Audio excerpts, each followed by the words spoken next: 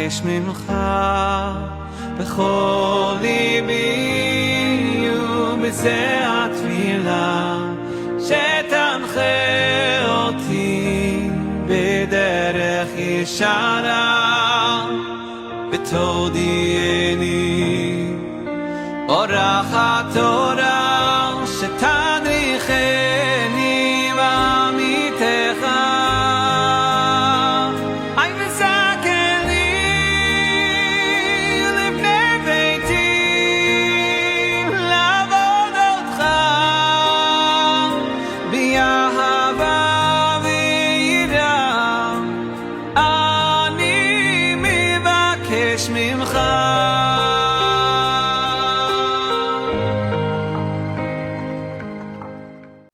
Pessoal, hoje, o último capítulo do nosso estudo, último capítulo, né? Do segundo livro de Samuel, muito interessante esse capítulo. E nós vamos iniciar na próxima semana o livro de Jó. Já decidimos, vai ser o livro de Jó. Quem está na prova já vai... vai ser uma maratona boa.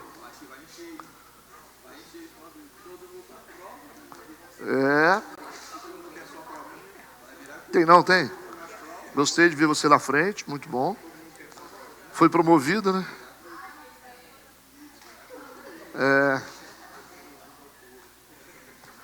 Pois é, então a gente começa a próxima semana já assim. Muitas coisas para começar, né? Maratona também, a nova maratona. Vamos lá, pessoal. Segundo livro de Samuel, capítulo 24, nosso último capítulo. Nós vamos ler alguns versos, mas antes nós vamos orar. Ok? Oremos. Ô Senhor, nós te agradecemos pela tua presença, agradecemos pelo teu favor, pela tua bondade.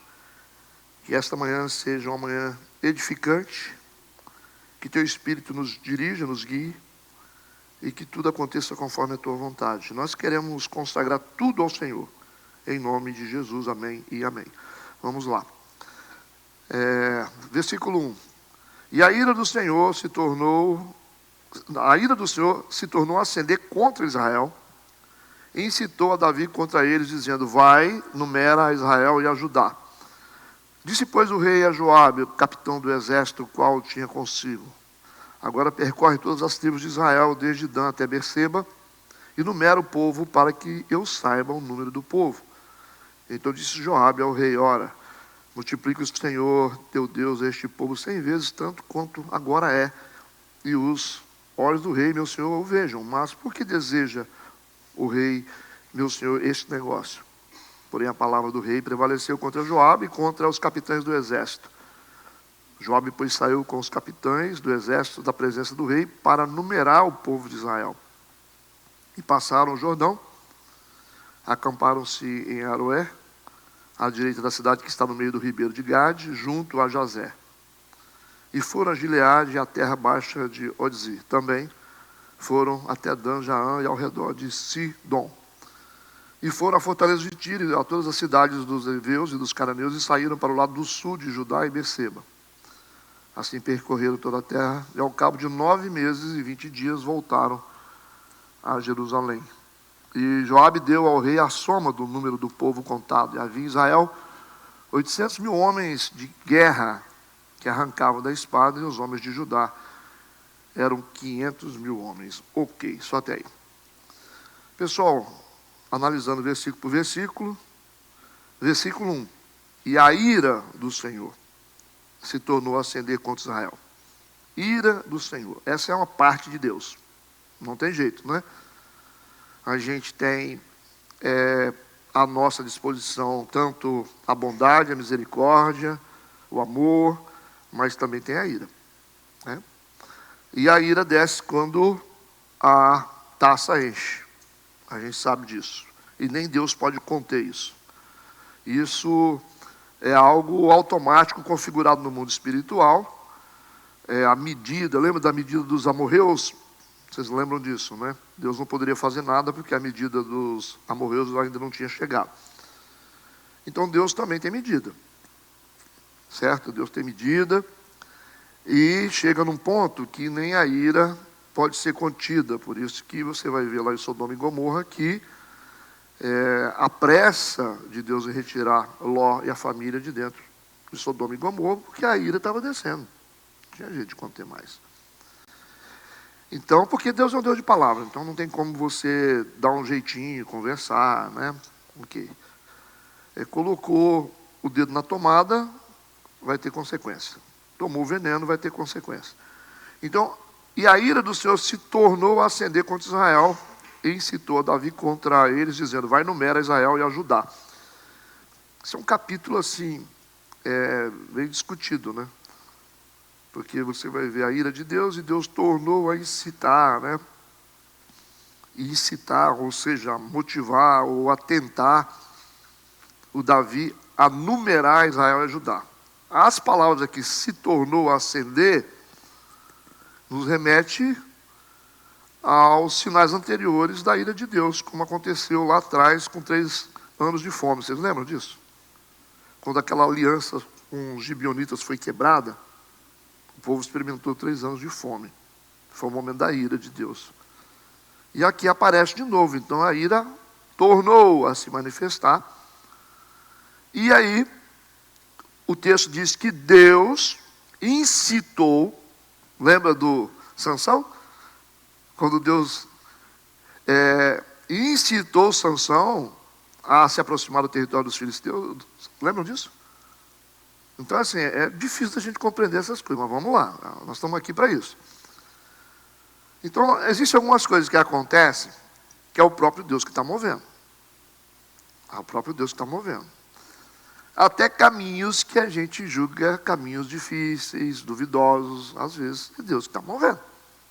Essa é uma realidade. O texto está claro aqui. Porque na ira de Deus contra Israel, Deus incita a Davi, isso está escrito no texto ou não? Contra eles, contra Israel, dizendo, vai, numera a Israel e a Judá. Numerar Israel significa tentar medir a capacidade bélica do exército. É isso. O Davi ele quer saber qual é a capacidade de guerra que o exército dele tem. Ele quer ver o efetivo da nação de Israel e de Judá juntas, quantos homens de guerra, ou qual é o seu potencial, ou qual é o seu poder para poder vencer os inimigos. Isso aí é meio estranho. Porque ele está tentando medir pelas próprias forças. Ele quer saber como que ele vai vencer as batalhas a partir da sua própria força. O que vocês acham disso? Entende? Então, assim, são coisas meio complicadas. É como se Deus te desse um propósito, e esse propósito é claro para a sua vida, e você fala assim, deixa eu ver se eu tenho dinheiro para isso, se eu tenho gente para isso, eu vou contar quantas pessoas tem aqui na igreja, para ver se a gente consegue. É mais ou menos isso. Como se você confiasse, não no que Deus falou, mas sim naquilo que você tem. Entende? Então, assim, essas coisas, para algumas pessoas, às vezes é irrelevante, mas para quem tem o coração segundo o coração de Deus, para a gente que é próxima de Deus, para a gente que tem intimidade com Deus, que tem experiência com Deus, poucas coisinhas são muito importantes no mundo espiritual. Quanto mais a intimidade, ou quanto maior é a intimidade que você tem com Deus, maior é a sua responsabilidade. Quanto maior o nível de revelação que você tem, maior a sua responsabilidade. Então, uma palavrinha sua vale mais do que várias palavras das outras pessoas. Está claro isso? Por quê? Por causa do seu nível de intimidade. Vocês lembram do Moisés. O povo murmurava, reclamava. E Moisés simplesmente cometeu o erro de, ao invés de falar para a rocha, ele bateu na rocha. E por causa disso, ele não entrou na terra prometida. Uma consequência gravíssima, tendo como base, aparentemente, um pecadinho simples. Simples para o povo, mas grave para o Moisés. Porque o Moisés, ele viu Deus face a face. Então fica difícil, né? Entendido? Vamos juntando isso aí. Como Como é que a gente entende isso? A ira do Senhor se tornou a ceder contra Israel e Deus incitou Davi contra eles. Como é que a gente interpreta essa atitude de Deus, que é muito estranha, de incitar um homem a cometer um erro? Como é que a gente interpreta? E como que vocês vão interpretar isso? E aí vem uma pergunta. O que você faz quando você recebe uma acusação grave sobre alguém que você ama e confia? Porque essa acusação aqui é contra Deus. Esse versículo aqui é uma acusação contra Deus. Ou não? O texto está dizendo o seguinte, que Deus incitou Davi a cometer um pecado. É isso que está escrito no texto ou não? Todo mundo concorda? É isso que está escrito no texto. Então nós temos aqui um versículo que está acusando Deus e de cometer uma coisa meio estranha, de incitar um ser humano a cometer erro. Aí a pergunta vai ecoar novamente para vocês. O que você faz quando você recebe uma acusação grave sobre alguém que você ama e confia? O que vocês fazem? Vocês não confiam em Deus? Vocês não amam a Deus? Então o que vocês vão fazer quando alguém faz uma acusação tão grave dessa aqui contra Deus? O que vocês fazem? O que você faz nisso? Você continua confiando em Deus? Uhum. Não, no caso de pessoas. Você vai continuar confiando na pessoa? Você vai investigar? Talvez. Uma pessoa que você confia muito, você vai ouvir aquilo e vai ficar por isso mesmo. A pessoa vai falar de alguém que você ama e que você confia, e você vai ouvir e vai acreditar, ou você prefere investigar para saber se é verdade. Seria o certo que a gente deve fazer com quem a gente ama. Então nós vamos ter que fazer isso com Deus agora. Tem tanta gente que fala que Deus é ruim. As pessoas falam assim, Deus é injusto. Vocês vão encontrar gente falando isso. Deus, ele não está nem aí para mim, não. Deus esqueceu de mim. Não tem essas acusações? Olha aqui, está vendo aqui, ó. Talvez um satanista vai dizer, está vendo aí, ó. Olha o Deus de vocês aí, ó. Como é que vocês vão fazer? Você tem que confiar na integridade da pessoa. A base de interpretação bíblica é você confiar na integridade de Deus, mesmo quando Ele faz coisas estranhas. É isso aí. Você vai ter que confiar. Mas Deus está fazendo isso. Poxa, por que Deus permitiu isso? Você tem que aprender a confiar em Deus, mesmo quando Ele faz coisas que você não entende. Mas a gente vai dar uma investigada, para ver se Deus tem culpa no cartório. Tá bom? Vamos lá. Vamos começar com um texto de confrontação. Tiago 1,13. Esse é um texto de confrontação. O texto diz o seguinte: ninguém sendo tentado, diga, de Deus sou tentado. Porque Deus não pode ser tentado pelo mal e a ninguém tenta. Esse não pode significa que é um princípio. Quando o texto diz Deus não pode negar a si mesmo, isso é concreto. Embora você seja infiel, Deus permanece fiel, porque Ele não pode negar a si mesmo. É um princípio. Não pode. Tiago está dizendo, ninguém que está sendo tentado pode dizer, por Deus sou tentado. Eu estou sendo conduzido, nessa situação difícil aqui, porque Deus... Mas eu falei antes para vocês que pode ser que situações estranhas aconteçam na sua vida, determinadas por Deus. O que o Tiago está dizendo? O Tiago está dizendo o seguinte, Deus, Ele comanda o universo, mas Ele tem as suas ferramentas. O que Ele está dizendo é assim, Deus, ele pode permitir que você sofra alguma coisa, mas Ele vai soltar a coleira de Satanás. Deu para entender ou não? Quem não entendeu, fala para mim. Vocês acham que o diabo pode fazer qualquer coisa sem Deus deixar? Você acha que o diabo pode tocar em você, nas suas coisas sem Deus? Então não faz. Não faz o que quer. Não é isso? Não faz o que quer. Deus é tão poderoso que você pode ver que no Apocalipse, quem vai prender Satanás vai ser um anjo. Um anjo só vai prender Satanás. Não vai precisar de nem Deus sair do trono. Então as coisas estão acontecendo porque Deus é gestor do universo.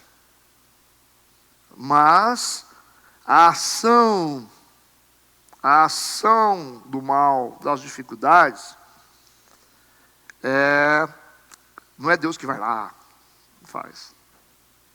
É como se Deus desse uma autorização. Aí a gente volta lá no Jó. Lembra? Entenderam ou não? Podemos seguir? Entendido?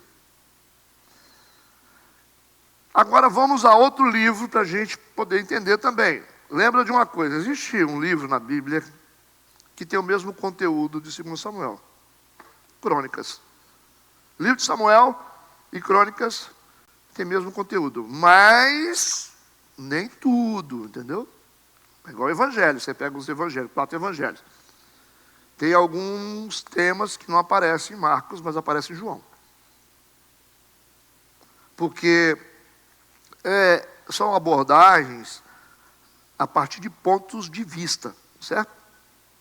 Então o João viu coisas que o Marcos não viu. Entendeu? O Lucas, por exemplo, de onde o Lucas tirou a informação? O que vocês acham? O Lucas era contemporâneo de quem? De Paulo. Pois é. Então ele recebeu informações. Então tem coisas ali. O João já conviveu com Jesus, né? O João era novinho. Então, quando você vê coisas no Evangelho de João que você não vê lá em Mateus, é porque é ponto de vista, são experiências que você teve que o outro não teve. Talvez você viu dessa posição, o outro viu da outra posição. De lá ele viu uma pessoa. O João viu uma pessoa, mas havia duas. E aí o Marcos viu porque estava perto. Deu para entender ou não? Por isso você tem que estudar os evangelhos com cuidado. Não é repetição. São 4 pessoas narrando a mesma história. Se vocês forem contar aqui, cada um de vocês, a história de vocês comigo, a experiência de vocês comigo, cada um vai contar uma coisa que viveu. Alguns vão coincidir, que vocês estavam juntos. Isso aí, por isso que o evangelho tem diferença. Agora, entre Samuel e Crônicas, parece que é uma repetição, mas não é. Não é uma repetição, eu vou explicar. Vamos à 1 Crônicas, ou primeiro livro de Crônicas, né? Capítulo 21, versículo 1. Vai falar a mesma coisa. Só que o personagem vai mudar agora. Então Satanás se levantou contra Israel e incitou Davi a numerar Israel. Com o que vocês ficam? Vocês vão ficar aqui com 2 Samuel 24 ou vocês vão ficar com 1 Crônicas, capítulo 21, 1? Foi Deus ou foi o diabo? Porque o livro de Samuel fala que foi Deus. Aqui o Crônicas fala que foi Satanás. E aí, como é que faz? Há uma contradição bíblica aqui? O que vocês entenderam? Aquilo que eu expliquei para vocês. Ok? Certo. Isso aí. A explicação é essa. 2 Samuel, capítulo 24, versículo 1, mostra a soberania de Deus. Ok? Permitindo que aquilo acontecesse como disciplina para Israel. Vocês têm que ser bons advogados, senão vocês não vão conseguir defender Deus. Apesar de que Deus não precisa de defesa, né? E ele nem se preocupa com isso. Quem quiser entender e confiar nele, confia. Quem não quiser, fica à vontade, pode ser ateu. Mas no Evangelho, a gente tem que entender as coisas para poder dar explicações para quem quer. É só para isso. Tem gente que quer saber a verdade. Agora tem gente que você pode falar a verdade, que eles também não vão acreditar. Então, no segundo livro de Samuel, está mostrando a soberania de Deus, que está permitindo que aquilo acontecesse como disciplina para Israel. Já primeiro Crônicas, está dizendo o seguinte, está revelando o agente espiritual usado na tentação. Ok? Foi o Satanás. Resumindo, Deus permitiu por causa da ira contra Israel, e Satanás executou a incitação, levando Davi a pecar. Pronto. Podemos passar? Está tudo entendido? Ou vocês vão ficar falando mal de Deus? Vamos seguir. Aí vocês vão perguntar assim: o que Deus quer com isso, hein? Por que Deus faz um negócio desse? Só para brincar? Não, vamos ver, né? Agora, outra pergunta: por que o livro de Crônicas repete o conteúdo do livro de Samuel? O que vocês acham? Por quê? São livros com propósitos diferentes. Propósito diferente. Você pegar o livro de Samuel e Reis, né, está contando a história de Israel, a cronologia dos fatos e a política de governo de Israel. Esse é o propósito do livro de Samuel. E Crônicas? Crônicas, ele foi escrito a partir de um contexto. Foi depois do cativeiro babilônico. E a ideia aqui de Crônicas é levar o povo ao entendimento sobre o templo, o tabernáculo, que depois vai virar templo, né? O sacerdócio, tem a ver com questões espirituais. É o foco.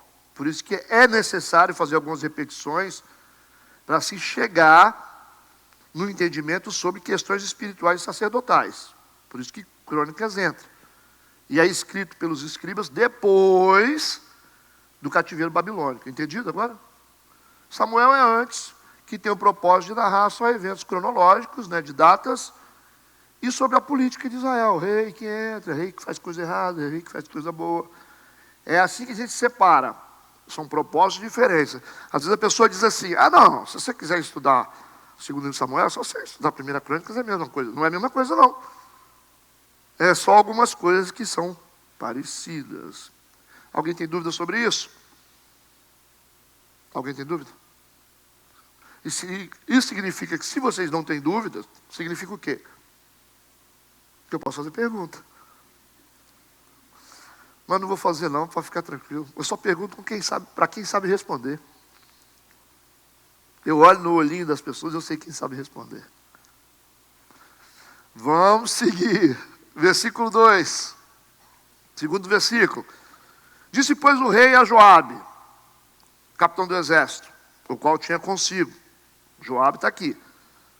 Agora, percorre todas as tribos de Israel, desde Dan até Berseba, e numera o povo, para que eu saiba o número do povo. Gente, percorrer de Dan a Berseba significa percorrer todo o território de Israel. Imagina isso.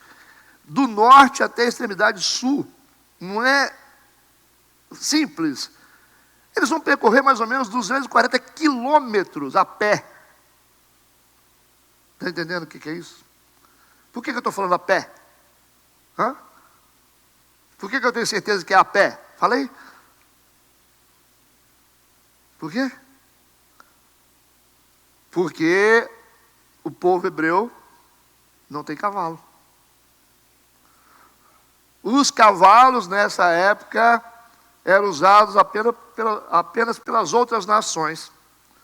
Ainda não tinha sido domesticado pelo povo de Deus. Por que não? Porque a força de Israel estava em Deus e não em cavalos e carros. Lembra disso? Isso. Na diluição da espiritualidade de Israel, quando vai passar para Salomão, quando sai de Davi e passa para Salomão, que a espiritualidade começa a diluir ali. Que Davi era um adorador. Ele restaurou o tabernáculo de Deus, sacerdócio. Já o Salomão, ele vai começar a aprontar algumas coisas, vocês sabem. E aí o Salomão vai se dar o luxo de quebrar um princípio de Deus de criar cavalos.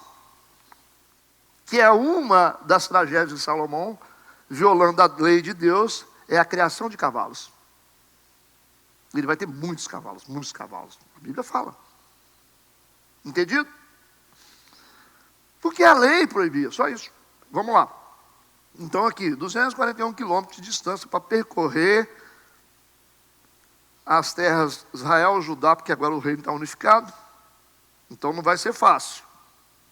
Você vai fazer 241 quilômetros de carro. Hoje vai dar mais de 2 horas, né? 3? de carro. E aqui, vocês acham que vai dar quanto tempo? Mas vai percorrer e vai contar o povo. Cada tribo que está espalhada pelas regiões, você vai ter que parar, contar todo mundo, anotar, passa para outra, e vai. Entenda o contexto. Versículo 3. Então, o Joabe, ele vai dizer para o rei, porque tem uma reunião ali das lideranças, os capitães, né? O Joabe é o cabeça. Aí nessa reunião, o Joabe vai fazer um questionamento. Ele vai dizer, ora, multiplique o Senhor teu Deus a este povo 100 vezes tanto quanto agora é. E os olhos do rei, meu senhor, vejam, mas por que deseja o rei, meu senhor, este negócio? Vamos traduzir aqui o que ele disse. A pergunta do Joabe é importante. Ele vai dizer o seguinte, ô rei, você sabe que se for preciso, Deus, Ele pode multiplicar esse povo 100 vezes mais diante dos seus olhos.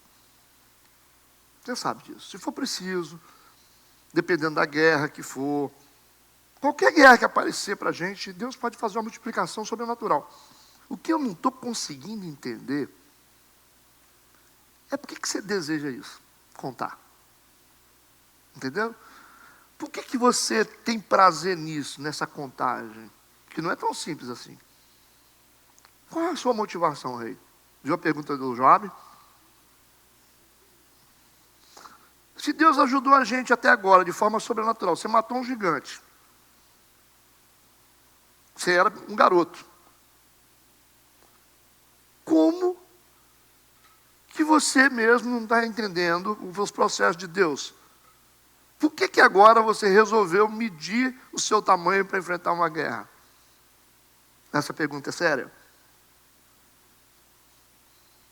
O Saul tinha um reino e perseguindo você com uma cambada de homens, de soldados, dissidentes. Não conseguiu te matar. Eu não estou te entendendo, Joab falou. Não estou tentando processar aqui, mas não estou conseguindo. O Joab está mostrando que ele é um homem que tem mais discernimento que o Davi aqui. Não é interessante isso? Deus não cuidou de você até agora? Deus não ajudou você a vencer tantas batalhas? Por que você está preocupado com o que vai acontecer agora ali na esquina? Ele falou, não estou conseguindo entender. Vocês perceberam como que os textos pegam a gente no nosso dia a dia? Pegam vocês, pegam a mim, quando a gente fica com medo de algumas coisas?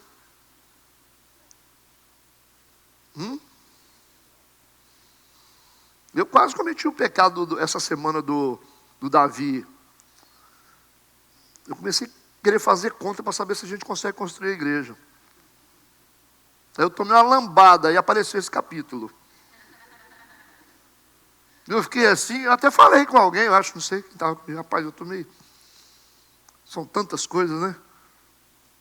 São tantos desafios, né? Humanamente falando, não é simples. Fazer lá e manter aqui o operacional aqui, custear aqui sítio e fazer lá. Como? Numa época dessa, onde as igrejas estão sendo bombardeadas, onde as pessoas adoram falar mal da gente, né? Que o nome da gente fica rodando para lá e para cá, né? Qual que era a ideia? Seria recuar, né?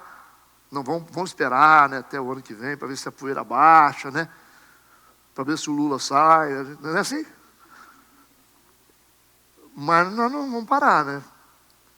Que o capítulo 24 caiu logo essa semana, poxa, me matou, né? Ele me arrebentou. Quem está entendendo esse mistério aí?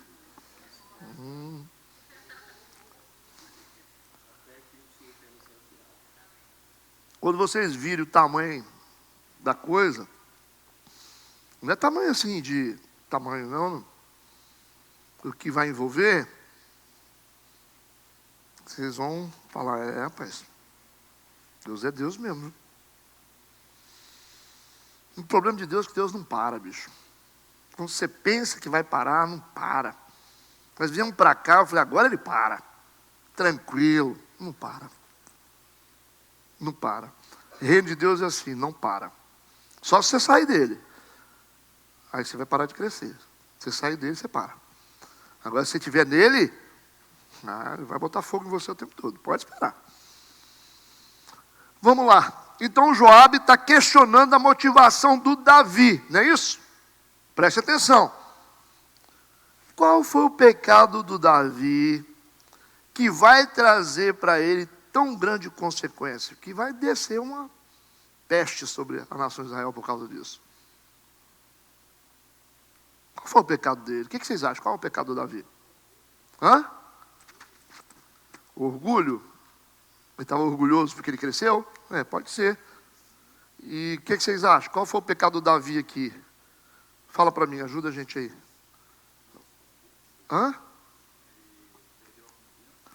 A impressão que tem que ele está perdendo a confiança em Deus. Ou ele está orgulhoso do exército que ele tem, que é grande, ou ele perdeu a confiança em Deus. É uma dica, né? Mas o quê? O que vocês acham? Qual o pecado do Davi aqui? Eu vou dar uma descoberta para vocês do texto.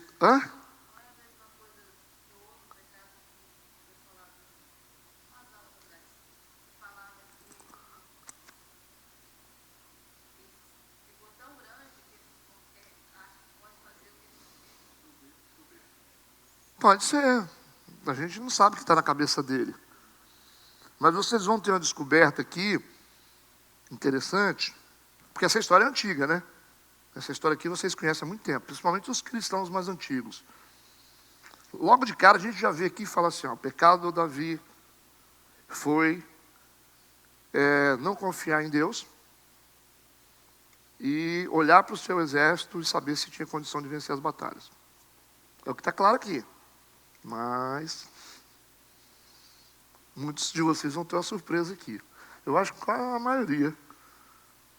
Qual é o pecado do Davi aqui? Calma lá. Vamos seguir. Cada coisa no seu tempo. Vamos analisar as palavras. Quando Davi ordena o censo, que é a contagem, vai aparecer o verbo hebraico pagar. É P-A-G-A-D. Ok? No hebraico. Esse verbo tem alguns significados que são ligados um ao outro. Número 1, significa contar. Significa registrar. Significa fazer inspeção. Significa convocar para serviço militar. Então, assim, esse verbo, pagar, P-A-G-A-D, hebraico, pode significar contar, pode significar registrar, fazer inspeção, convocar para o serviço militar. Então, não era apenas saber quantas pessoas existiam, mas avaliar a capacidade militar. Ok? A gente já está vendo aqui que a palavra tem a ver com inspeção militar. Quer dizer, algumas pessoas vão ser tiradas disso. Crianças, menores de 20 anos. Ele está interessado na capacidade militar. Os homens que podem empunhar a espada. Tudo bem? Vamos seguir a trilha aqui. Aí tem um problema. A gente está achando que o pecado do Davi é contar o povo. Aí nós vamos aprofundar aqui. Existe uma questão aqui na lei de Moisés que permitia contar o povo. Permitia sim contar o povo. Na lei de Moisés havia uma permissão para contar o povo. Contar o efetivo. Então por que o Davi pecou? Mas só que essa contagem tinha uma condição. Aí que está o problema. Vamos para Êxodo, capítulo 30, versículo 11. Vamos lá.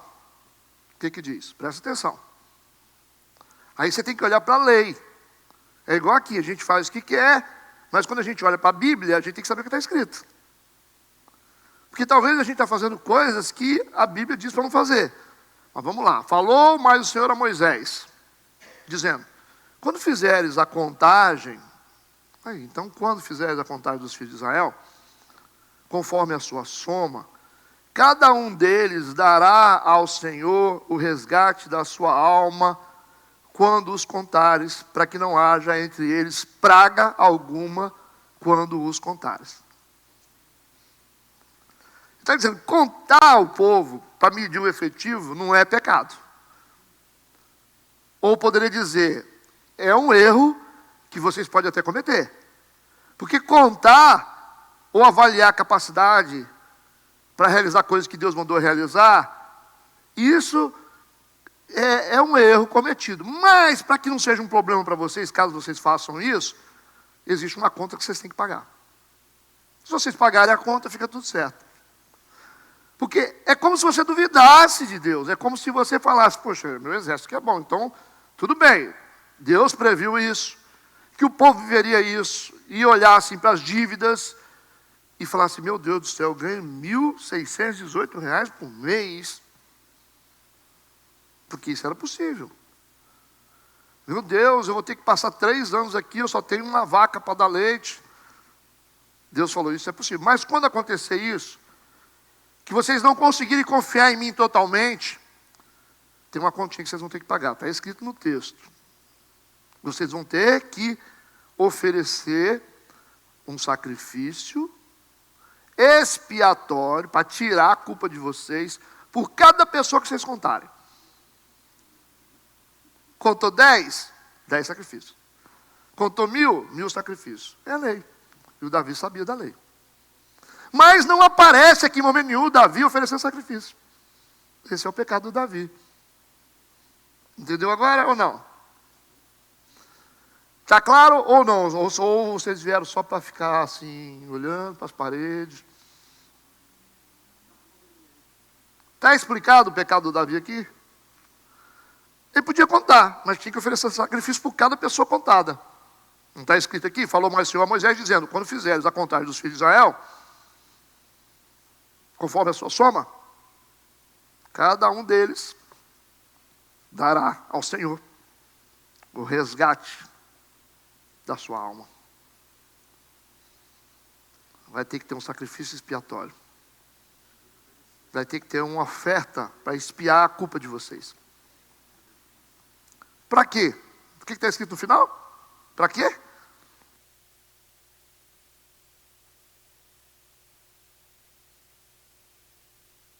Então, o perigo da praga está aí, registrado.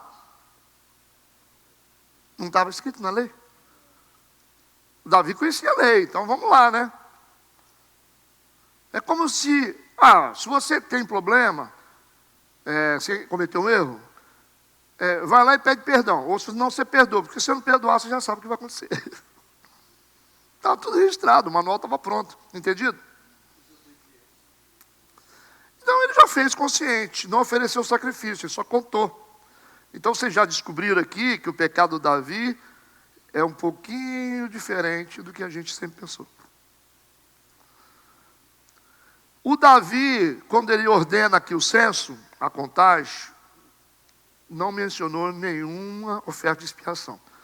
Isso sugere 2 coisas. Número 1, o censo foi feito sem obedecer ao princípio da lei. Segundo, o motivo de Davi era confiança na força militar e não em Deus.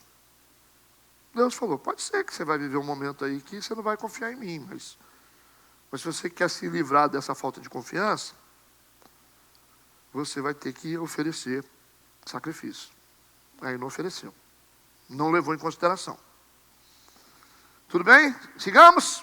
Ó, gente, isso é importante, hein? Então, o capítulo está ensinando algo muito forte.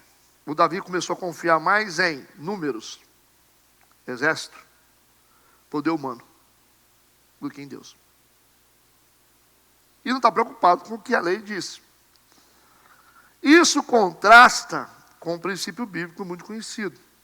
Salmo 20, versículo 7. Está aí, ó. É o texto que eu falei para vocês. Uns confiam em carros e outros em cavalos. Mas nós faremos menção do nome do Senhor nosso Deus. O Davi não falou com o gigante Golias, tu vens a mim com lança, né? Com espada. Ele não falou isso? E eu vou a ti como? Em nome do Senhor dos Exércitos. Ele sabia essa linguagem. É no nome do Senhor, né? Como assim, Davi? Esqueceu da Bíblia, Davi? É isso aí. Eu tinha experiência, então tem coisa que você não pode falhar, né? Então ele está confiando em carros, ou confiando no exército. Entendeu? Podemos seguir ou tem dúvida, gente? Alguém tem alguma dúvida? Pode perguntar. Alto, claro. Versículo 4. Porém, a palavra do rei prevaleceu contra Joabe. Pô, Joabe foi uma estratégia de Deus ali, foi o Espírito Santo falando com ele. Joabe é um cara usado, hein? Igual o Jonatas. A palavra dele prevaleceu contra Joabe e contra os capitães do exército. Joabe, pois, saiu com os capitães, né? Vai obedecer. Saiu do exército da presença do rei para numerar o povo de Israel. Não vai ser fácil. Como era a contagem na época de Davi, gente? 1, 2, 3, é assim. Nessa época aqui não tinha contagem com números como tem hoje.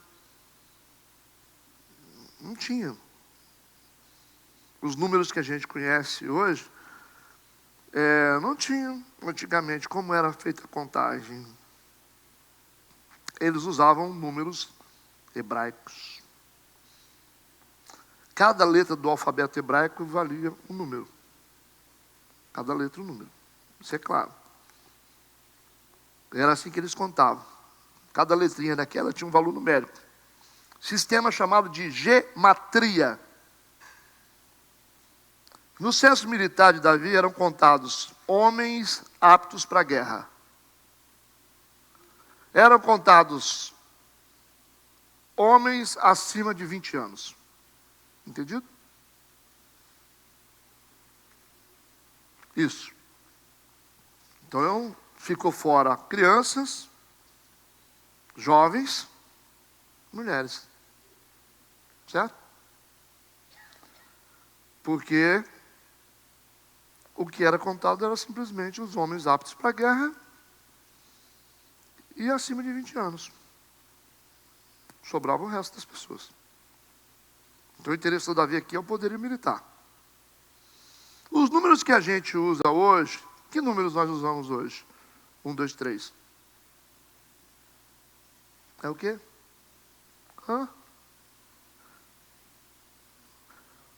Não, esse é o engano.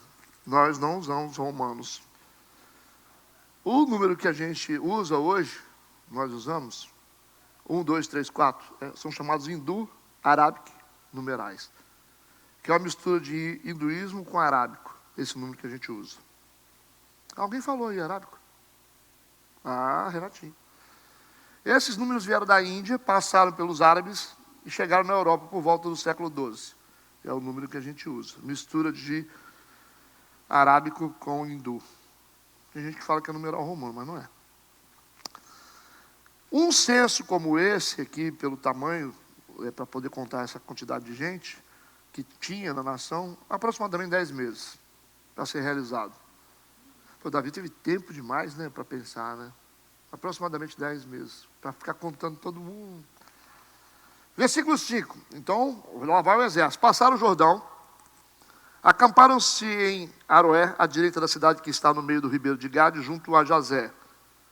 Atravessar o Jordão, esse censo está sendo feito primeiro nas regiões orientais do reino hebreu. Vão contando onde estão as tribos. Vamos seguindo. Versículo 6. E foram a Gileade, e a terra baixa de Odizim também foram até Dan, Jaã e ao redor de Sidom. Você viu a precisão das escrituras? Então eles atravessaram o país inteiro, prosseguindo ao longo da costa ocidental, a região de mares, que é o oeste. Foram para as extremidades meridionais, que é sul, como aqui tem lá o Rio Grande do Sul, né? Foram para o sul do país e chegaram finalmente a Jerusalém, tendo completado a enumeração de todo o reino no espaço de 9 meses e 20 dias. É muito tempo, né? Só contando, quase 10 meses. Aí você vê que o Davi teve tempo, né? Versículo 7. Foram à fortaleza de Tiro e a todas as cidades dos heveus e dos cananeus e saíram para o lado do sul de Judá a Berseba. Os cananeus aparecem aqui, gente, porque eles não haviam sido totalmente exterminados. Vocês lembram, né? Pelos israelitas. Eles ficaram nas terras, mas como tributários, só para pagar imposto mesmo. Eles são submissos a Davi e estão ali só para pagar impostos. Os heveus, eles eram cananeus. O que é cananeu? Né? Heveu é cananeu que vivia na região do Líbano. Cananeu é um termo genérico, tá? Genérico. Você não pode dizer assim, heveu, Jebuseu, Girgazeu, Cananeu. Todos os povos estrangeiros eram chamados pelo povo de Deus como cananeus. Certo? Então, os heveus aqui são cananeus de uma região específica. Porque cananeu é um termo genérico de todos os povos que habitavam as terras que foram prometidas por Deus. Todo mundo é chamado de cananeu. Entendido? Vamos seguindo. Versículo 8. Assim percorreram toda a terra. Ao cabo de 9 meses e 20 dias voltaram a Jerusalém. Está aí. Tempo gasto no censo. Versículo 9. Joabe deu ao rei a soma do número do povo contado. E havia em Israel 800.000 homens de guerra que arrancavam da espada, e os homens de Judá eram 500.000 homens. O somatório entre Israel e Judá, unificado, foi de 1.300.000 homens de guerra. Fora mulheres, crianças, jovens abaixo de 20 anos. Isso significa que nessa época Israel tinha entre 5 a 6 milhões de habitantes. 25% da população era soldado. Interessante, porque o exército aqui levantado por Davi, em Israel e Judá juntos, gente, vamos pensar naquela época lá atrás, que não tinha muita gente na terra. Não fazia filho igual é hoje, não. A população foi 1.300.000 soldados. É muita gente, um exército de 1.300.000. Só para vocês terem uma ideia. Hoje, vamos ver o efetivo de soldados de alguns países. Por exemplo, hoje, para você entender. Israel, 1.300.000. Naquela época de Davi. Quantos soldados tem hoje em Israel? Ativos, 170.000 soldados. Olha a diferença. Ativos, soldados ativos. Quantos tem na França? 200.000. Alemanha, 180.000. Brasil, 360.000. O Brasil tem mais soldados do que Israel, França e Alemanha. Inglaterra, 140.000 soldados hoje. Índia, exército poderoso. 1,4 milhões de militares ativos hoje. Na Rússia tem 1,5 milhões. Estados Unidos, 1,4 milhões. E na China, que é o exército mais poderoso da Terra, 2,18 milhões efetivos hoje na guerra. Então, se você for olhar aqui, o Brasil está no ranking de 11º país com mais soldados. Não está para trás, já está na frente de Israel, da França, da Alemanha e da Inglaterra. Então, tudo bem. Agora, se o Davi tem 1.300.000 soldados, cara, naquela época ele tem quase o efetivo da Índia. É muito soldado para a época daquela. Ele tem muito mais soldado do que Israel tem hoje. Agora, Israel, antigamente tinha soldados. Agora, Israel tem o que hoje? Armamento, meu amigo. Esse que é o problema, né? Você bota o cara num avião. A França, 200.000 contra 1.300.000. Então, nenhum desses países, Israel, França, Alemanha, Brasil e Inglaterra, conseguiu chegar na quantidade de soldados que o Davi tinha. Era muita gente para lutar. Você está dando um mar de gente. Né? É só para a gente poder entender. O Davi contou e tem na mão ali, contadinho. Davi está aqui o relatório, 1.300.000 soldados você tem. Uau, né? É muita gente. Você entendeu como que a gente tem que comparar para a gente saber a quantidade de soldados? Provavelmente ele ficou assim, 25% da população, soldado. Capacidade na guerra, não é gente recrutada não. Porque antigamente, quando os soldados morriam, você botava o povo para lutar que não sabia nada. Mas aqui eram soldados preparados para a guerra. Aí no versículo 10, depois dessa conta, faz assim, depois desce, né? Pesou o coração do Davi, depois de haver enumerado o povo. Ele falou, o que eu fiz, né? E disse Davi ao Senhor, muito pequeno que fiz. Porém agora, ó Senhor, peço-te que perdoes a iniquidade do teu servo, porque tenho procedido muito loucamente. Aí ele sentiu peso. Ele teve tempo. Mas quando ele viu o número,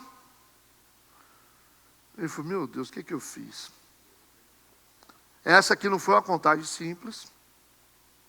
Davi segurou muito tempo, né? Quase 10 meses. 10 meses violando a lei de Deus. Versículo 11 em diante. Levantando-se, pois, Davi pela manhã. Aí ele já tirou o pino da granada, agora já era. Veio a palavra do Senhor ao profeta Gade. Aí veio o profeta Gade. Nossa, aí é brabo, né? É igual quando Samuel entrava no meio da tribo assim, a galera tremia as pernas, né? Quando viu o profeta, aí já era, irmão. Lá veio Deus falar. Profeta Gade, vidente, é profeta, tá? De Davi, dizendo: vai, diz a Davi, Deus falou ao profeta, assim diz o Senhor, 3 coisas te ofereço. Escolhe uma delas para que te faça. Foi, pois, Gade a Davi e fez-lhe saber. E disse-lhe: queres que 7 anos de fome te venham à terra? Ou que por 3 meses fujas dos teus inimigos e eles te persigam? Ou que por 3 dias haja peste na sua terra? Escolhe. Delibera agora e vê que resposta hei de dar ao que me enviou. Deus está esperando a resposta sua. Ou seja, o profeta disse, a má notícia é que você vai apanhar. Mas a boa é que você pode escolher como. É complicado isso aí. É interessante que Deus é muito engraçado, né?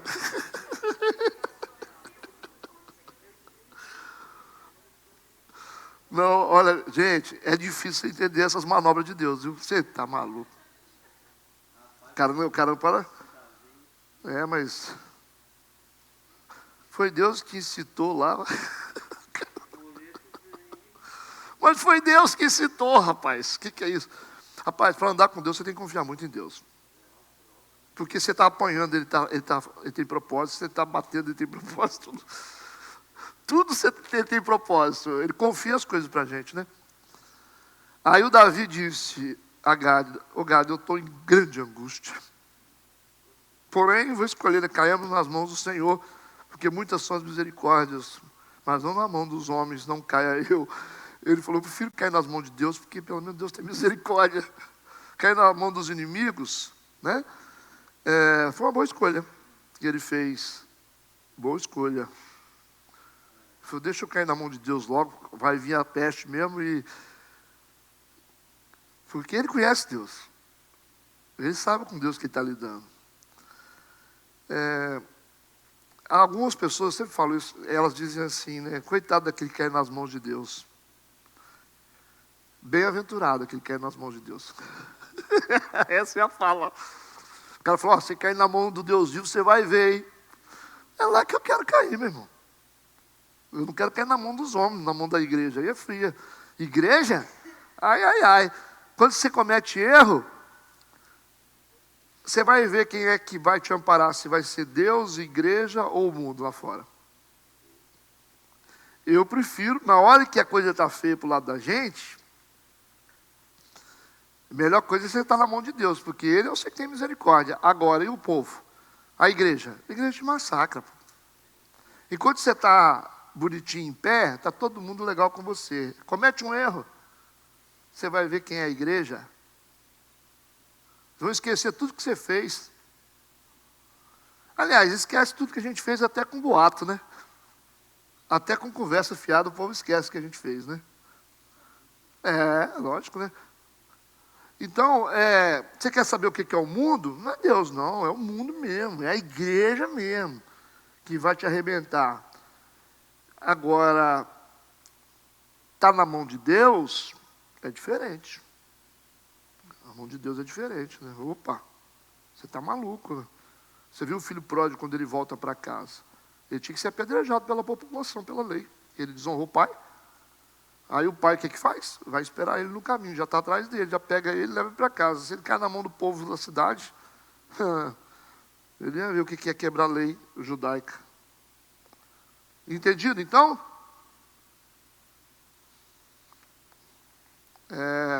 Ele falou assim: então eu prefiro. E aí, versículo 15, então enviou o Senhor a peste a Israel. Desde manhã até o tempo determinado. Aí presta atenção nisso. Até o tempo determinado essa peste vai. Desde Dan até Berseba.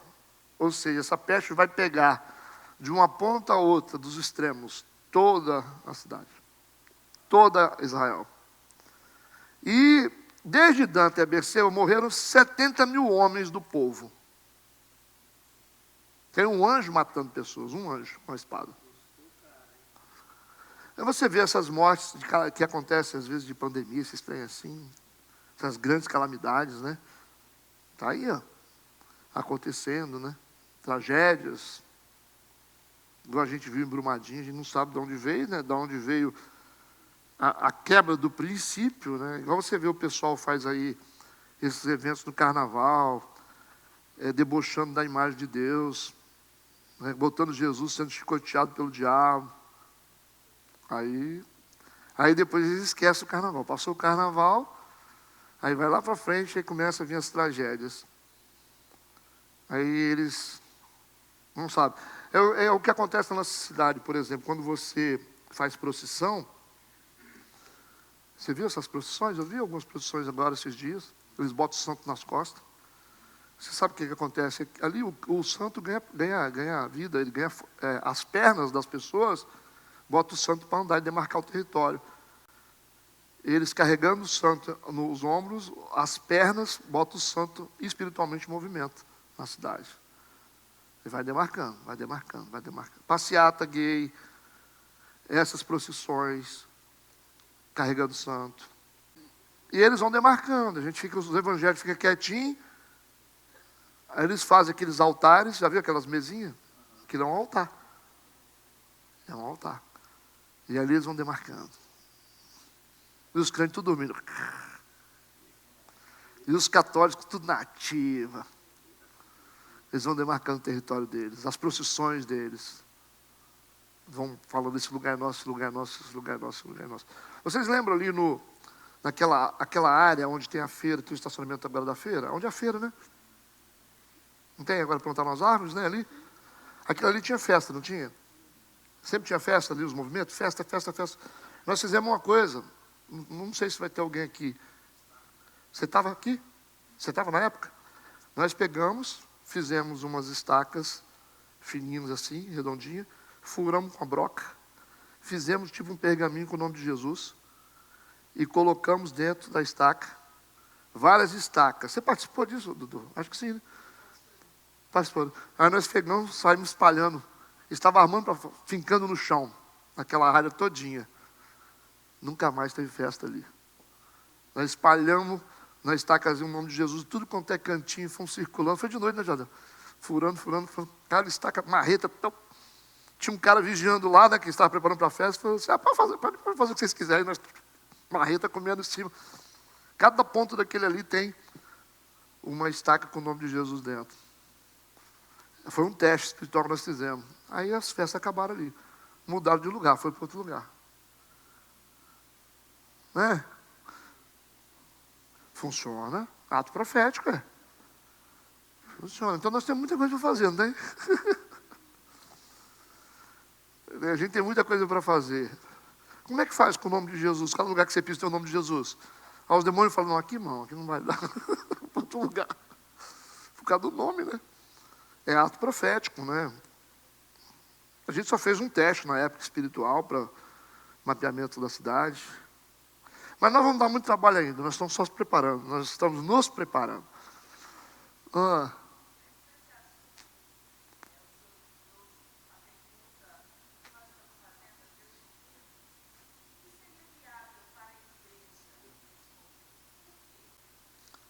Na verdade, a igreja evangélica, ela tem que passar por um processo para ela poder lutar, né? Nós estamos ainda organizando o exército. A tentativa da igreja evangélica é organizar o exército. A gente tem um exército que não sabe quem é ainda, que não está definido, a gente que não sabe o seu papel na história. Esse é o grande problema de igreja. Eu espero que isso, com o tempo, a gente consiga um efetivo de gente com cabeça. A gente já tem muita gente séria. Você tem gente que gosta de ficar fazendo fofoca, conversando fiado, se metendo com a vida dos outros. Mas tem gente que está ouvindo Deus. Tem gente que está ligado. tem gente que já sabe o que quer. É gente que está aqui, nós estamos juntos, não tem conversa, o que vier, tem gente que já está lançado. Aqui a gente já tem um grupo. Antes a gente tinha 3, 4 pessoas. A gente tem um grupo bom de pessoas que são cristãos, você pode contar. Em tudo. Tanto na questão espiritual como na questão financeira da igreja. Então, a partir desse momento que a gente conseguir definir o nosso exército, onde eu vou poder fazer as coisas e ter a certeza que vai ter soldado na minha retaguarda falando, não, aqui é a nossa casa, aqui é a nossa família, você não mexe não. A gente entendeu o propósito. Então, até a gente fazer isso, depois que a gente estiver pronto, aí nós vamos estar prontos para a guerra, para poder sair pela cidade. Por enquanto, nós estamos no recrutamento. Gente que sai, é reprovado no exército, então é tipo aquele tropa de elite, pede para sair, aí sai mesmo, né? Aí balanga aqui, tem gente que chega aqui e fala que é espiritual, e fala, aí daqui a pouco vem a prova, cai, as estrelas vão se apagando, Deus vai acendendo outros, assim, está nesse processo. No meio disso está surgindo alguns heróis aí. Depois que a gente tiver esse exército definido, a gente vai para o segundo passo, nós vamos pensar na cidade. Aí nós vamos pensar na cidade. Mas a gente precisa de um grupo maior de gente que ora sem precisar mandar. Quando Deus ministra no meu coração, Ele já fala automaticamente com você. Eu quero você na intercessão. Você já ativa, bicho, eu estou orando. Deus, nós precisamos de gente que ouve Deus. Gente que ouve Deus. Gente que vem aqui para cima, está ouvindo Deus, está dentro da mesma linguagem, está ensinando as crianças o que Deus está falando. Deus está falando aqui no púlpito uma coisa, nós não podemos falar outra lá. Falando para as crianças, treinando as crianças, o Ministério de Louvor, o Ministério de Jovens, tudo alinhado na mesma visão, de preparação. Quando a gente estiver pronto, aí nós vamos começar os nossos projetos lá fora, que é projeto de evangelismo, conquista da cidade. A gente tem que juntar alguns pastores que realmente são homens de Deus, para a gente tentar fazer um projeto a nível de igreja, 24 horas de oração, torre de oração. Então tem muitos projetos. Colatina é um trabalho a longo prazo. Mas eu acredito nisso. Talvez eu passe, deixe um legado de ensino e essa garotada nova faça o serviço depois. Por isso que a gente está catalogando muita coisa. Nós estamos catalogando muita informação. Igual o trabalho do Lucas e da equipe de mídia. Você faz uma escola bíblica, você fala, pastor, eu não estou preocupado. Você vai ter muita gente, eu quero catalogar a informação. Eu preciso deixar muita informação catalogada. Ministrações, pregações, livros escritos, informações, para que as pessoas saibam onde buscar depois. Vai chegar um tempo que todo mundo vai falar assim, esse cara morreu, mas vamos assistir as mensagens dele. Entendeu? Vamos resgatar as mensagens. E vai precisar por um tempo, vamos pegar os livros, vamos pegar o que ele falou, vamos... Então, talvez isso vai ser feito com os meninos novos, no futuro. Eles vão ativar tudo isso aí. Mas a gente, no momento, nós estamos catalogando tudo. Tudo que a gente faz está guardando, filmado. Se tem 10, 20, 30, 40, 50 pessoas, eles estão filmando tudo. Todo o conteúdo nosso está gravado. Porque isso provavelmente vai ser usado pelas gerações futuras. Entendeu? É um processo a longo prazo, porque Deus é um Deus de gerações. Abraão, Isaac e Jacó. Eu posso plantar, e um grupo pode regar, e outra geração pode colher. Eu acho que eu estou tentando plantar. Não estou colhendo muita coisa ainda não, mas eu estou tentando plantar. Aí eu passo, vai ter uma turma que vai estar regando tudo, e a próxima geração, que eu acredito muito nos jovens, vão colher. Aí daqui a pouco eles vão ter uma igreja de 10 mil membros, tomando conta de tudo, mas vão ver a foto da gente na parede. Então assim, tá vendo esse cara aqui, a pastora Barba, Jardel, Napoleão, essa turma aí que foi que plantou. Para mim isso é importante, porque quando a gente chegar lá em cima, Deus vai falar assim, eu lembro o que vocês fizeram lá. Então, gente de Deus pensa nas coisas a longo prazo, não é imediatista, vai comendo pelas beiradas. Eu fiz o projeto que nós vamos fazer hoje na igreja, fazer, agora não seria possível fazer, ninguém faz aqui em Colatina, mas eu comecei a planejar isso quando a igreja nasceu. Há 20, e quantos anos, né? 25, né? 25 anos atrás. Nada é imediato. Uma cultura você constrói com o tempo. Então, para mim, o importante é você desenvolver o seu papel na história. Não é você fazer as coisas. Eu tenho que fazer para mim. Não, eu posso ser uma parte do projeto. Eu sou parte de um projeto. Eu sei que eu não vou ver muita coisa do que Deus tem para fazer. Tem coisa que eu não vou ver. Quem vai ver vai ser o seu filho menor, entendeu? Vai ser o seu filho, pode ser um pastor no futuro. Foi consagrado para isso, né? Os filhos de vocês foram consagrados para isso. Então, cara, vocês precisam entender, vocês têm que parar de perder tempo com bobeira. Para de perder tempo com bobeira, o negócio é muito maior do que vocês imaginam. Entende? Muito maior. Então, sei lá, eu queria que as pessoas entendessem, mas é difícil. Então, tudo bem. Depois, no final, se sobrar 12, como Jesus, a gente fica tranquilo. Então, eu sou o cara para esse tempo, né? Porque o tempo de amanhã vai ser outro. Versículo 15. Enviou o Senhor a peste a Israel desde amanhã até o tempo determinado, e desde Dan até Berseba morreram 70 mil homens do povo. 5,5% do exército de Davi foram mortos. Se a gente fosse aplicar essas mortes na população do Brasil hoje, que é 203 milhões, acho, de habitantes, né, nós temos hoje, seria 11 milhões de pessoas mortas. 11 milhões de pessoas mortas, se fosse a nível de Brasil. E no versículo 16, estendendo, pois, o anjo a sua mão sobre Jerusalém, agora presta atenção, o anjo até agora matou quantas pessoas? 70 mil pessoas. 70 mil homens do povo, mortos. E ele parou em 70 mil. E no versículo 16 diz, estendendo, pois, o anjo a sua mão sobre Jerusalém, o que ele quer continuar? Para quê? Para a destruir, está escrito isso? Então o propósito dele é o quê? Exterminar toda a nação de Israel. Confere ou não confere? Ele já matou 70 mil, não matou? E aí no versículo 16, a segunda ação dele, estendendo, pois, o anjo a sua mão sobre Jerusalém, para a destruir, é coletivo isso aqui, ó. A sentença sobre Israel era essa. O Senhor se arrependeu daquele mal. Aí vocês vão falar assim, Deus se arrepende? Tem texto que diz que Deus não é Deus para que se arrependa.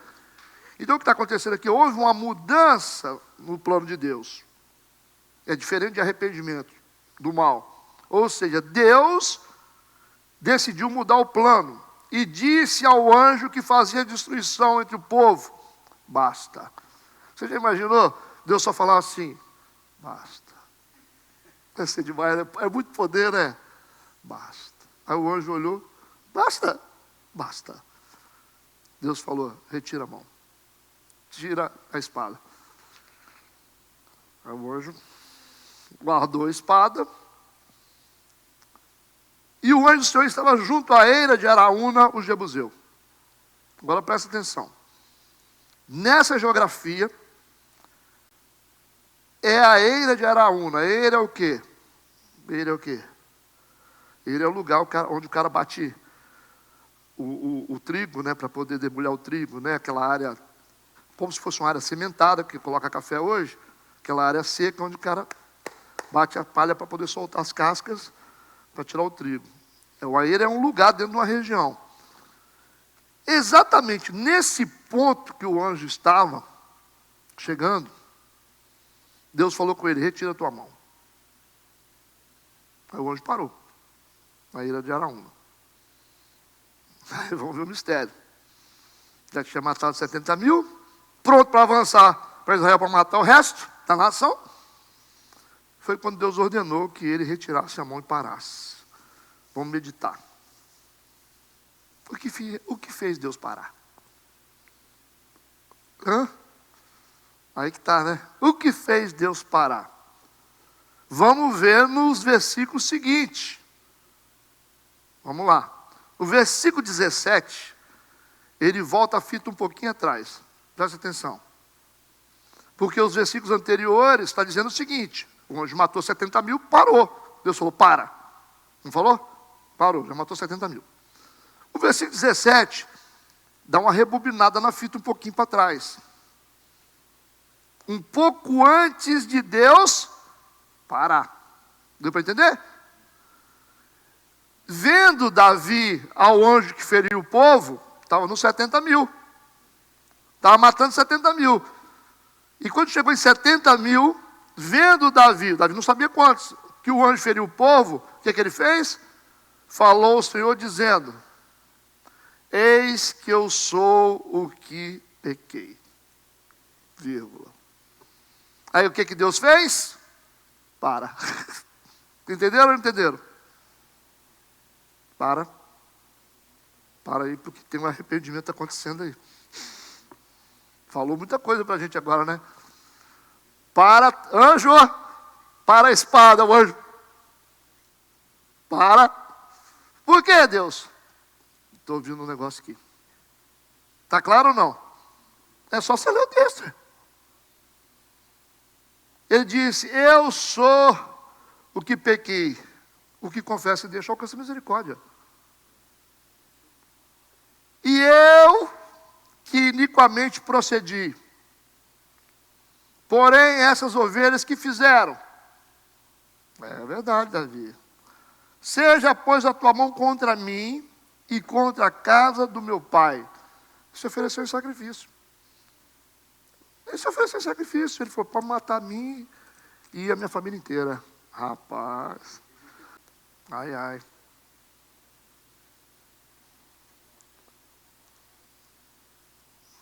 Isso foi o que Davi falou. E foi isso que parou Deus. Parou a destruição. Ele disse, fui eu que errei. O pecado é meu, pode me punir. O anjo já está com a espada na mão, está pronto. Vocês viram o que para Deus? Arrependimento. Se o meu povo, que se chama pelo meu nome,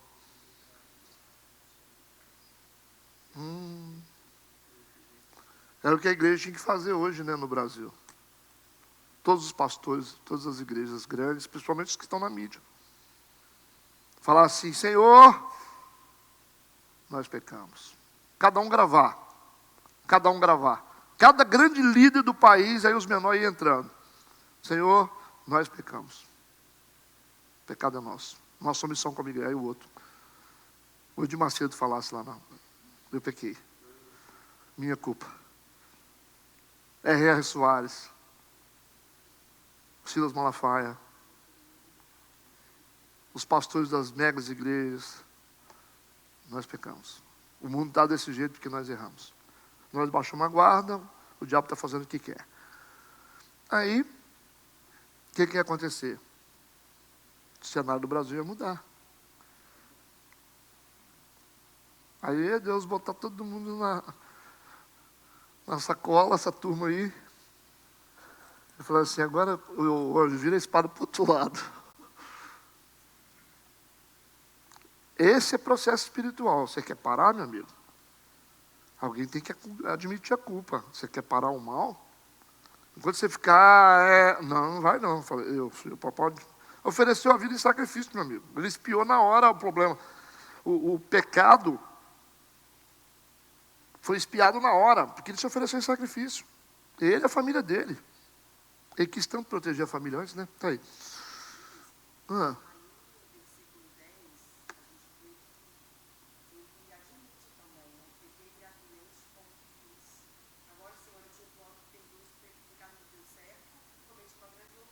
Aqui ele admite, mas lá na frente ele foi mais genuíno ao ponto de ele se entregar e dizer que poderia tirar a vida dele. Então, não basta apenas eu admitir que eu errei. Eu preciso me sacrificar para Legal. Bem observado. Ali ele admitiu, mas no segundo versículo ele se propôs a se sacrificar. Já pensou? Sabe quem consegue vencer? Quando você chega num ponto e fala assim... Porque às vezes a gente tem ministério como uma coisa mais importante da vida da gente. Todos nós somos ministros, assim. A gente tem um pouco de ego. Às vezes a gente passa por cima de alguns valores. Estou generalizando assim para não ficar culpa só nenhuma. Por causa da posição. Não é? A gente vê isso muito nos ministérios. Não solta a posição, deixa o sistema morrer, mas não entrega a enxada. Entendeu? Vê as coisas acontecendo, o anjo está matando todo mundo, mas o cara está ali. Poxa, entrega essa enxada, moço. Se não capina, você tem que entregar. Aí o que acontece? O cara não recupera o ministério. Quando você fala assim, Senhor, eu me sacrifico. Deixa eu perder minha posição. Bota alguém que sabe fazer isso aí. Aí você ganha o coração de Deus. Agora, enquanto você fica ali, sai fora. A gente vê tantas coisas dentro de igreja que gente que quer, não está preocupado com a coletividade. Pô, você está todo enrolado, meu amigo, desce daqui, cara. Ué, está todo cheio de neuro aí, está todo bagunçado. Desce daqui, meu Deus, o povo continua. Deixa, vamos botar outro motorista nesse ônibus. Ué, que povo é esse? Egoísta é esse? Você tem um motorista lá que está assim, ó. Não, o volante é meu, ninguém toca. Rapaz, vai todo mundo pro buraco, vai matar todo mundo. Não, eu sou motorista. Tem 3 anos que eu sou motorista. Está entendendo o que eu estou falando? Solta esse volante e dá pro outro, cara. Tem um monte de gente que sabe dirigir esse negócio. Rapaz, isso é um inferno dentro de igreja. Os caras veem a coisa afundando, mas eles não entregam. Pô, vamos entregar, poxa. Fala, toma esse tempo para lá, não sei capinar esse tempo. Vamos pelo bem da coletividade. Se eu estou dando certo como pastor, daqui a pouco, se eu vejo que a minha igreja está afundando, eu falei, epa, hein? Poupa o povo.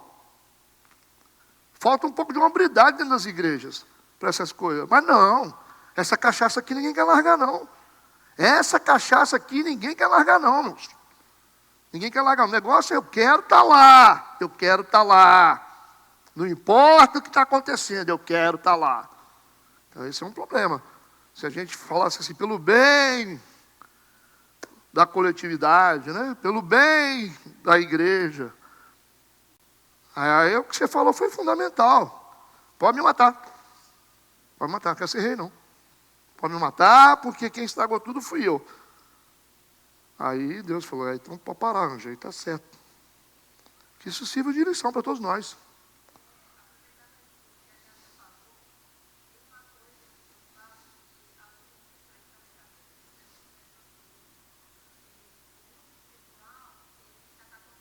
Sim.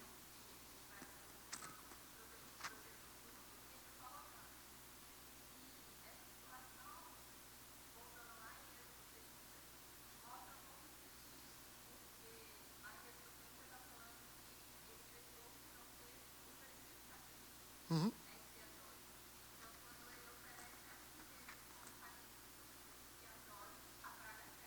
Aí, garoto. É isso aí. É essa profundidade que a Leandra despertou aí e que ela completou. Exatamente. Expiou o pecado através do auto-sacrifício. É essa percepção que vocês precisam ter. Certo? E aí, vamos continuar aqui que o negócio é interessante. Versículo 18. O Gade veio naquele mesmo dia, Davi disse-lhe, sobe, levanta ao Senhor um altar na ira de Araúna, o Jebuseu. Foi exatamente o lugar onde o anjo parou o ciclo, foi? Aí Deus falou, aconteceu uma coisa aqui. Você se arrependeu? Deus mandou o anjo parar. Esse filme parou exatamente ali, na ira de Araúna. Olha a mente de Deus. Levanta um altar na ira de Araúna, o Jebuseu. Só que a ira de Araúna tinha um dono. Araúna era Jebuseu. Jebus.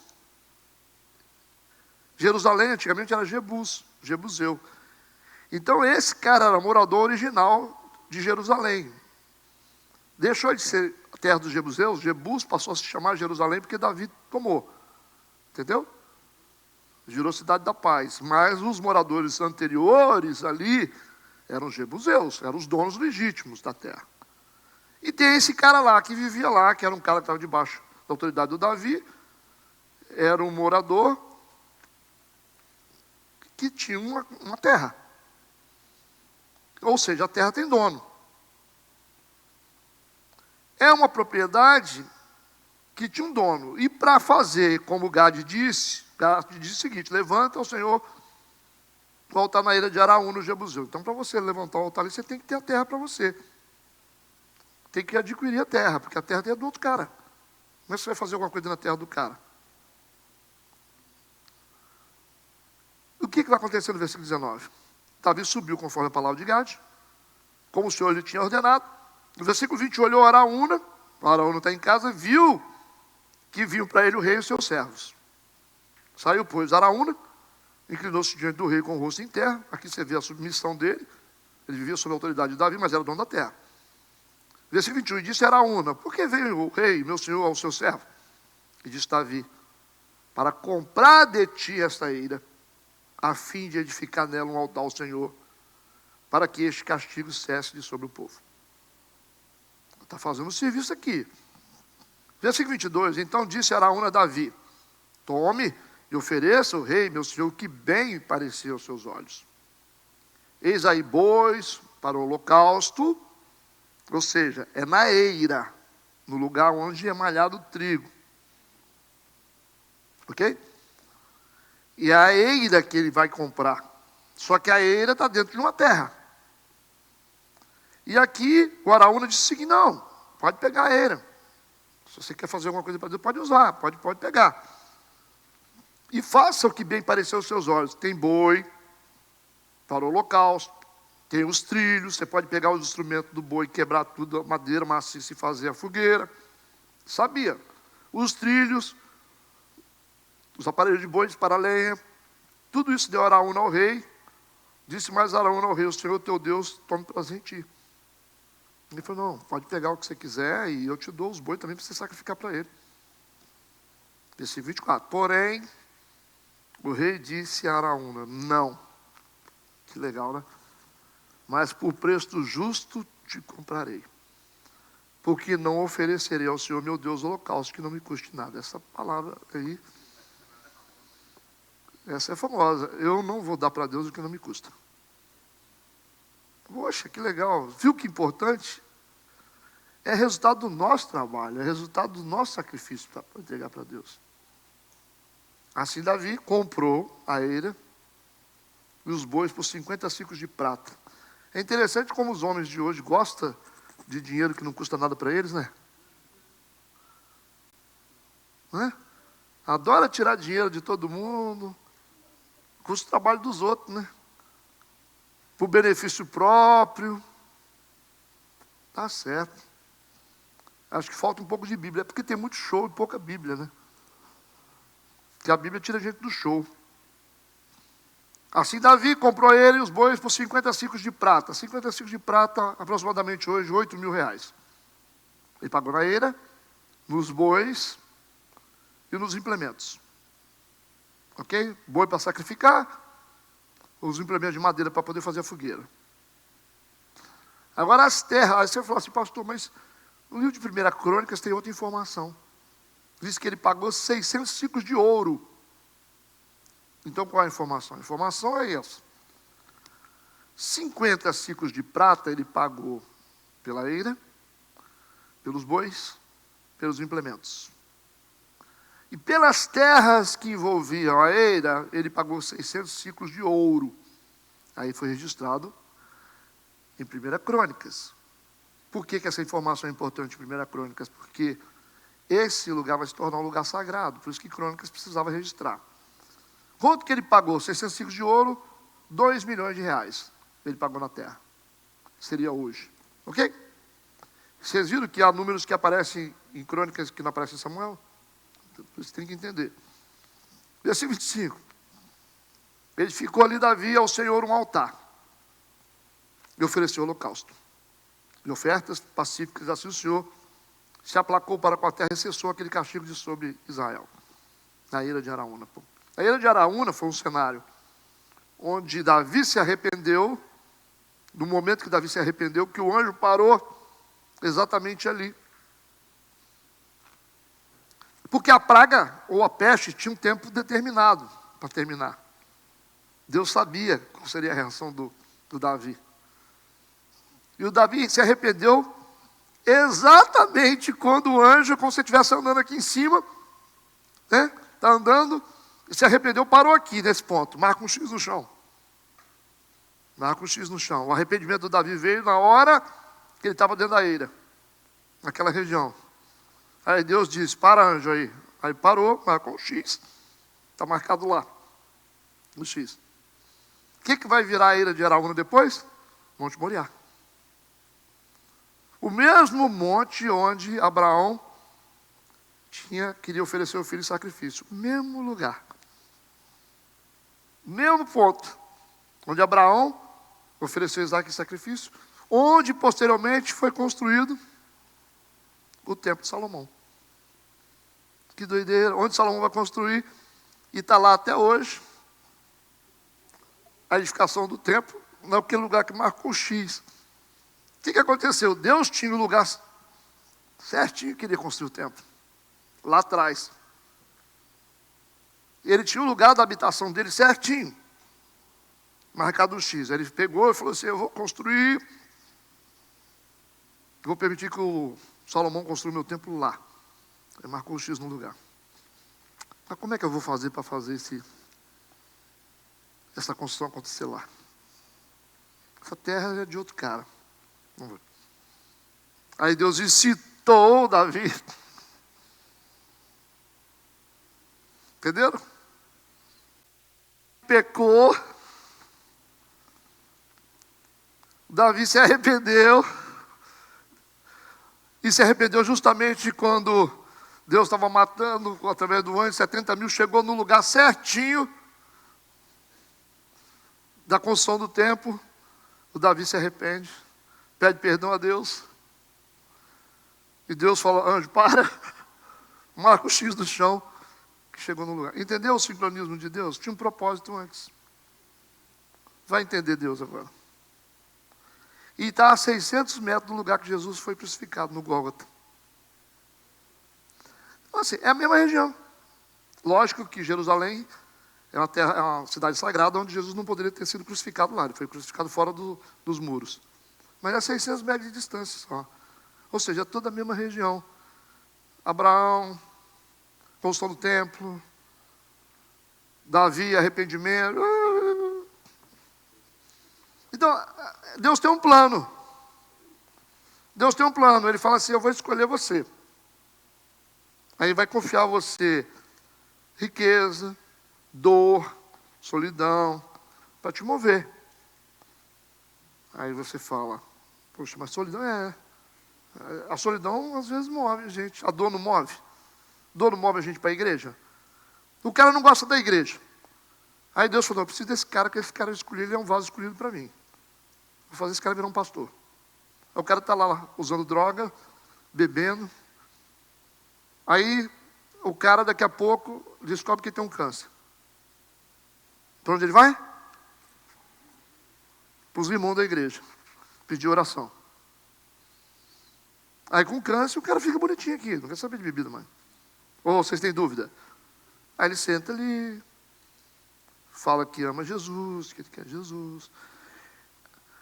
Aí ele senta ali na escola bíblica, vai entendendo a palavra, vai crescendo. Vai, eu não sabia, mas vim porque descobri que Jesus é bom mesmo.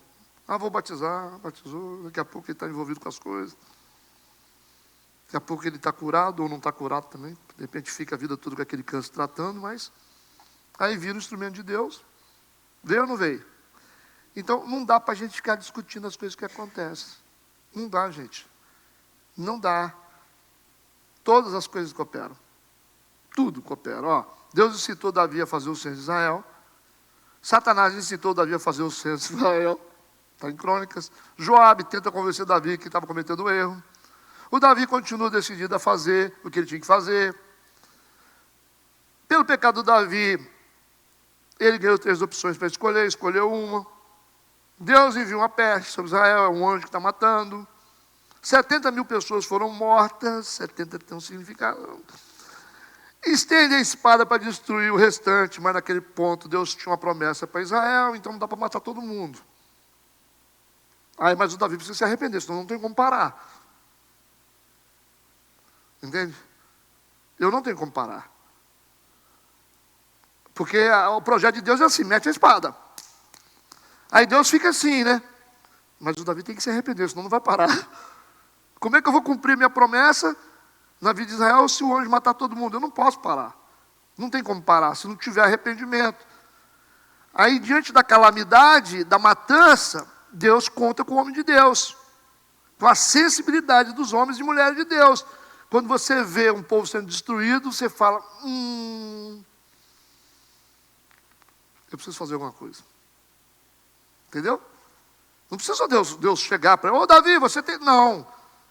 A calamidade foi tão grande, aquele mar de sangue, que ele olhou, o espiritual dentro do homem de Deus falou, eu não posso deixar isso acontecer. Aí Deus confiou no homem de Deus, confiou na mulher de Deus, e o Davi conseguiu voluntariamente, agora é voluntariamente, cumprir o propósito de Deus, porque ele sentiu o que ele tinha que sentir. Ele falou assim, eu preciso me sacrificar, senão vai morrer todo mundo. Se o homem de Deus não se sensibiliza para saber, meu tempo acabou, não posso seguir mais, eu preciso deixar o outro fazer, eu quero colaborar com esse negócio, eu não posso... Se não for, você não faz nada. Você não faz nada. Então, ele salvou a pátria aqui, sem intervenção de Deus. Deus fica se olhando para a gente. Se a sua dor vai edificar os outros, vai jogar os outros no buraco, moço. Aí ele confia, Deus confia a nós, calamidades, dores, perseguições, porque através da nossa atitude a gente fortalece a fé dos outros. Se você está sofrendo, você está de pé, o que está sofrendo, eu posso ficar de pé, porque ele ficou. É isso que Deus espera da gente. Está todo mundo fazendo um monte de coisa aí, corruptos, igrejas fazendo. Aí o cara fica perdido. Será que igreja é tudo isso aí? Essa bagunça toda. Aí você arranja uma mulher de Deus, ou um homem de Deus que faz as coisas certas. Para o cara ter uma referência. Fala, não, existe igreja certa também, não é só essa bagunça. Deus conta com a gente, ué. Vai fazer o quê? Agora, se for depender de alguns, meu Deus do céu, não dá. Então o negócio é mais sério do que a gente imagina. A gente precisa se posicionar. É difícil? Não tem dinheiro? Tem dinheiro. Estou doente? Não tenho dinheiro. Posso ter filho? Não posso ter filho. Perdi isso. Cara, vai fazer o quê? Vai fazer o quê? As perdas também estão na contabilidade dele. Só que ele confia a gente isso. Ele confia. Poderia ser muito fácil ele te dar uma vida boa. Uma vida boa não cria relevância. Você não constrói história. Você não constrói história. Você não faz nada. Vida tranquilinha, assim, feijãozinho, arroz. Você não constrói nada. Aí quem constrói são os que sofrem, lutam, passam abuso, sofrimento. Aí vai construindo o mundo que ele quer. O mundo que foi tirado. Sacou? O mundo que te negaram, você constrói na marra. Você fala, não tive família, mas eu vou ter uma. Essa é a nossa onda, construir um mundo que nos tiraram. E a gente faz isso através das nossas atitudes, dos nossos atos, das nossas artes, dos nossos louvores, das nossas pregações. Você vai construindo um mundo que te tiraram, irmão. Agora, se você ficar querendo repetir o erro do seu pai, da sua mãe, da sua avó, você não serve para muita coisa. Vai ficar chorando. Porque o papai... Você tem que escolher. Você pega a sua dor e transforma num motivo para lutar. Ou você fica chorando. Eu não consegui nada, porque não sei o quê. Tem jovem assim, você tem que dar na cara deles assim e falar assim, para de chorar, rapaz. Acorda, rapaz. Pede para sair. Porque o papai e a mamãe estão separando. Aí daí, cara, fazer o quê? A vida é assim mesmo, né? Quer dizer, pau que dá em Chico, dá em Francisco. Só pode acontecer com o outro. O outro separou, o outro teve câncer. O outro pode, você não. Tá certo, você é egoísta. Mas por quê? Porque o meu pai... cara, fazer o quê, moço? Vai fazer o quê? Nós vamos parar a nossa vida porque o mundo está dizendo não para a gente. A gente tem que escolher Deus. Então a gente termina esse capítulo com esse entendimento. Se ficar esperando, nada acontece. Você tem que fazer o seu mundo acontecer. Vai estudar, vai correr atrás. Não olha para trás, não. Fica olhando para trás, você não faz nada, não. Você tem que ser melhor que os seus pais. Senão você vai cometer o pecado do Elias. Tá certo? Só temos uma saída, lutar. Lutar. Vai lutar ou morrer. Hã? Não adianta, cara, o mundo é impiedoso. A gente não tem valor quando a gente baixa a cabeça. O sistema descarta a gente. Você tem que levantar a cabeça, Bíblia na mão, faca na boca e sangue no olho. E vamos embora. Enquanto a gente tiver ar para respirar, a gente vai fazendo. Então vamos encerrar. Deus, obrigado. Mais um tempo precioso. Na tua casa, na tua presença. Nos leva para os nossos lares guardados e protegidos pelo teu poder. Que haja uma preparação das nossas vidas para celebrarmos o teu nome nesta noite. Nos dê um culto abençoado, porque será para a honra e glória do teu nome. Amém e amém.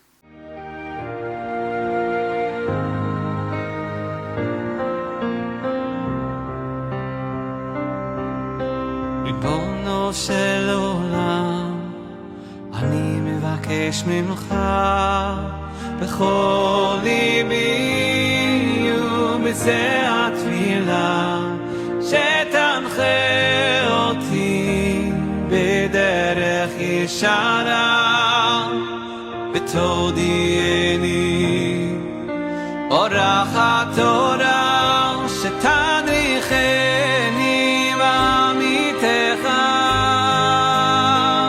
אי וזכני לבני ביתי לעבוד אותך